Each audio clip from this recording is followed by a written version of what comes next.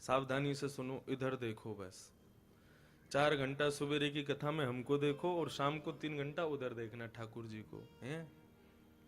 और चिंता मत करो, हम हमारे लाला की मैया हैं और हमारी मैया भी यहाँ बैठी है। ना हम अपने लाला को नजर लगने देंगे, ना हमारी मैया हमें नजर लगने देगी। तो भाव से देखो।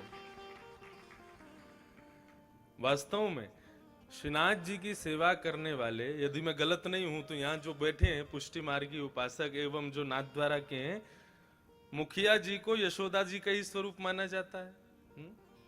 मुखिया जी जो आरती करते हैं ठाकुर जी की, उनको यशोदा ही माना जाता है। आपके पास कंठ बहुत बढ़िया है और आपकी इच्छा हो जाए कि मैं श्रीनाथ जी को कुछ सुनाना चाहता हूं, तो श्रीनाथ जी से पहले मुखिया जी सुनेंगे। यदि मुखिया जी को अच्छा लगा, मुखिया जी को लगा नहीं हाँ कर्णरंध्र को सुख मिल रहा है, हमारे लालन को दुख नहीं पहुंचावेगो, तब वो आज्ञा करेंगे हाँ ठीक है सुनाओ ठाकुर जी सुना। उनकी आज्ञा के बिना ठाकुर जी कुछ नहीं ग्रहण करते। तो इसलिए बहुत सावधानी से सुनो। आप लोग जैसा मुझको देखेंगे ना, आपके चेहरे की आकृति वैसी कथा होगी, इसलिए भाव से कथा सुनो। अविज्ञ हैं, अनविज्ञ नहीं है। ये अविद्या ऐसी होती है कि भगवान को जन्म देने वाली यशोदा भी उस पर मोहित हो गई, पूतना पर। अविद्या ऐसी वस्तु, भगवान कहते बड़े बड़े साधक भी उसके स्वरूप में मोहित हो जाते हैं।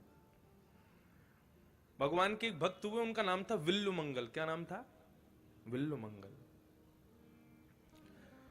तो विल्लु मंगल जी, मैं अपने मंगलाचरण जब गाता हूं तो मंगलाचरण में एक श्लोक बोलता हूं।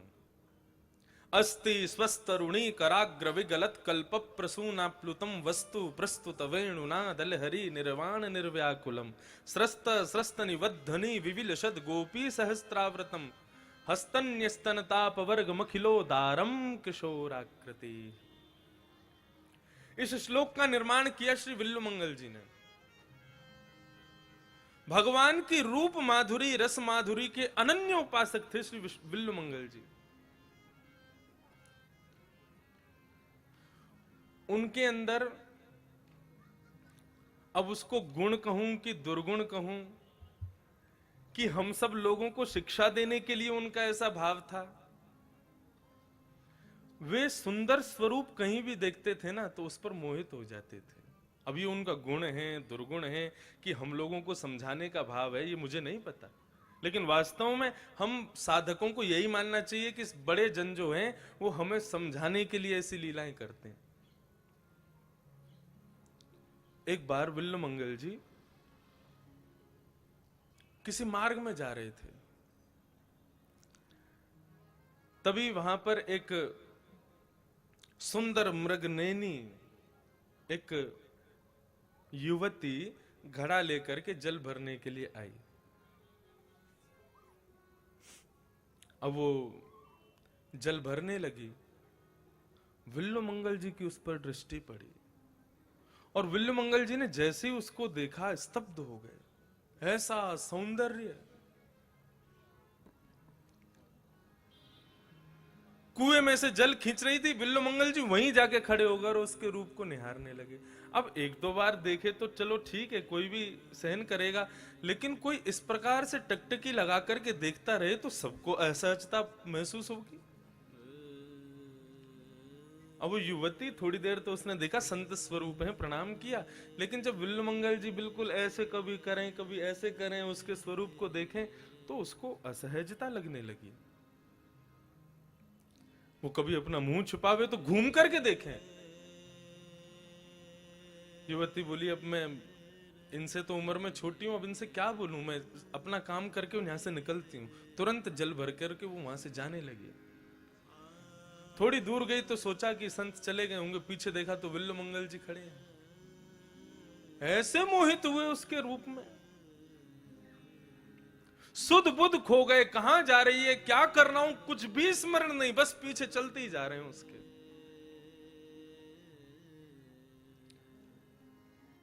युवती का ब्याह हो चुका था, अपने घर पर आई, घर पर आकर के तुरंत उसने अपना घर का दरवाजा बंद किया, अपने पति से बोली मुझे बचाओ। पति बोला क्या हो गया?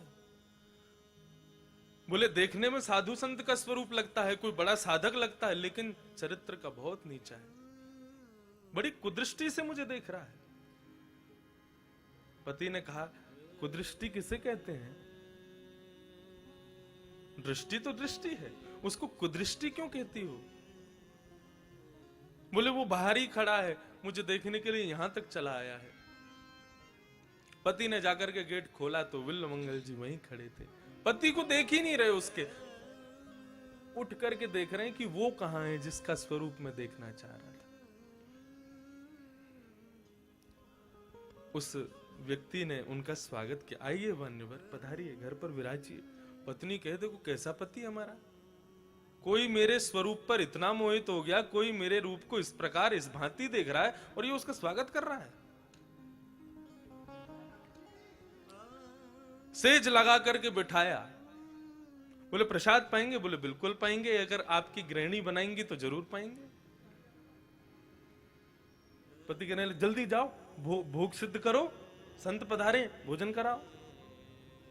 पत्नी का दिमाग खराब, बोले कैसा पति है, अब बेचारी आज्ञा का तो मानेगी। अब जाकर के उसने भोजन आदि सिद्ध किया, बाहर बैठे बैठे विल्वमंगल से बातें कर रहा है वो, लेकिन विल्वमंगल की दृष्टि रसोई घर में ही है। हाँ हाँ ठीक कह रहे हो। भोग लगा करके जैसे उनको भोजन करा, कर भोजन रहे हैं लेकिन दृष्टि से केवल उसी को देख रहे हैं, ऐसी स्थिति। भोग प्रसाद पाने के बाद में, हस्त प्रक्षालन करने के बाद में विल्वमंगल जी बोले, अब भाई बहुत पा लिया है, इच्छा हो रही है तुम्हारे यहां ही विश्राम कर लें। पत्नी ने पति का हाथ पकड़ा, बोले बिल्कुल मना कर दो। पति ने कहा, अरे अरे प्रभु, आप हमारे कक्ष में विराजो, जरूर जो विराजो यहां पर। कक्ष में जाकर के विल्वमंगल जी विराजे। बोले प्रभु किसी वस्तु की आवश्यकता? बोले हाँ, भोजनांते पिबेत वारिम, भोजन के अंत में जल पीना चाहिए, अपनी पत्नी को कहो मेरे लिए जल लेके आएगी। हाँ अभी कहता हूं। बाहर आकर के बोला पत्नी से, बोले तुम जाओ जल्दी जल दे के आओ। पत्नी बोले तुम करो, तुम जानो, तुम्हारा काम जानो, मैं तो जा रही हूं अपने घर। क्या करवा रहे हो तुम मुझसे? पति ने उसको बिठाया और बिठा करके कहता है कि यदि ये सच्चा साधक होगा ना तो आज ये सुधर जाएगा। बोले कैसे? बोले तुम जल लेकर के जाओ, लेकिन साधारण नहीं, तुम सुंदर तो हुई हो, अपना और सुंदर स्वरूप बना करके जाओ, और फिर जो होगा वो एक नया इतिहास रचेगा। उसका पति भी बड़ा बुद्धिमान, उसकी गृहिणी ने सुंदर अपना श्रृंगार किया, वैसे ही सुंदर, और जब श्रृंगार करके आई तो मानो साक्षात लक्ष्मी प्रकट हो गई हो। जल लेकर के जैसे ही कक्ष में प्रवेश किया, विल्वमंगल जी इंतजार कर रहे थे, तत्परता से नेत्र निहार रहे थे, कब आवेगी कब आवेगी। और जैसे ही उसको आते हुए देखा तो पहले से इतनी सुंदर और अब इतनी सुंदर बनकर के आई कि विल्वमंगल जी उसको देखते रह गए। और देखते देखते देखते विल्वमंगल जी ने मन में भाव रखा,